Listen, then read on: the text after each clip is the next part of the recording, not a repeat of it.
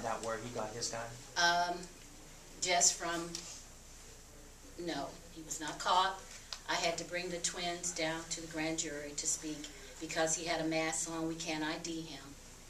So the case is still ongoing and is considered cold right now. PG, we've had a lot of mass shootings lately. You mentioned Sandy Hook and Charleston, the college in Oregon. Roseburg. And still nothing's been done in Congress to change anything. If not even those tragedies can spur action in Congress, what will, and how do you get that moving? I don't want to oversimplify this, but what will change it is having people in Congress, in the House and in the Senate, who have the courage and have the backbone to stand up to the NRA and to implement the things that I laid out today. We know how we can make our streets and our schools and our churches and our movie theaters safer. It's a matter of implementing some of these policies. And they will not prevent every future atrocity, but they will take significant steps in that direction. So, look, you heard the President himself say it, and I think part of what we've released today is a video that everyone will have a link to, probably in their inbox already. The President, in his own words, say, if this is an issue you care about, if you believe, like all of us believe, that the United States does not continue to need to go down this course where it becomes a sort of a routine, some horrific tragedy every couple of weeks, even more frequently, then put in some leaders that aren't going to continue to be puppets of the NRA. How are you planning on carrying this message forward? Obviously, you'll have some earned media today, but do you have the money to take this message out there when you're facing such a well-known figure as Ted Strickland? Yeah, absolutely. I think, obviously our financial disclosures have been public, but we're going to have serious resources to shape the dynamics of this race, to spread our message, especially coming down the home stretch when more folks are tuned in.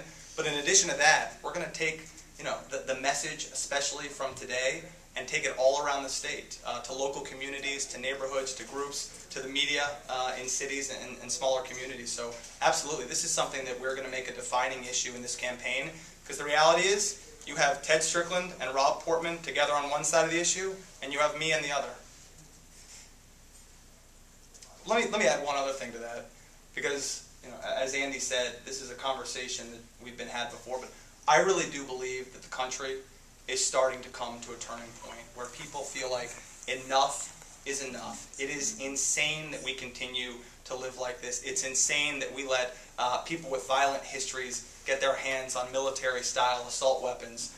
So I think that I really do believe that we're coming up on a new point. And this is part of why it's so critical to have new leaders. I haven't spent decades in Washington having the NRA try and tell me what to do.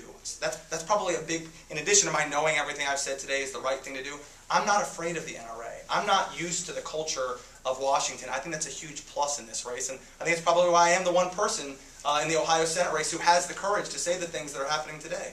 I would love if Rob Portman and Ted Strickland were willing to say some of these things. That, to me, would be a great marker of progress. I'm not holding my breath for it.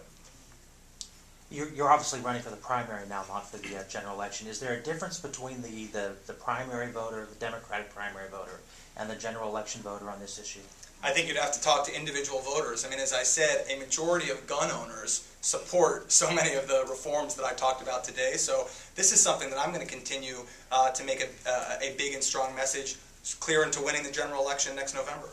If I just add to that, if the polls say 90% of the American people support background checks with no loopholes, then there's not a whole lot of people on the other side, even in a general election. One more question? Yeah. How do you address the guns that are already out there? You're talking about background checks on future sales and restrictions on who can get them. That still leaves the problem you described this morning. Well, I think it's a very serious problem, and some of you, if you were hearing it for the first time, may have felt jolted by the notion of a nation in which there are 300 million guns in circulation. That's obviously a big problem. I do think having common sense reforms where obviously we want to make it harder for people to access them in the first place, but also where they can bring those into. You know, you see the NRA after a tragedy say, more guns in more places. Let's give every kindergarten teacher around the country a gun. I don't think that's what's going to be needed to make our communities safe. So, you know, I think trying to control safe environments, I think, is the big piece. So what do you think of the bill that's probably going to pass the House today that would allow guns to be carried in daycare centers? More of the same, more broken policy. It's not going to fix things, and I think it just goes to show how many elected officials are puppets of the extreme wing of the gun lobby and are out of touch with the mainstream of what most people want right now.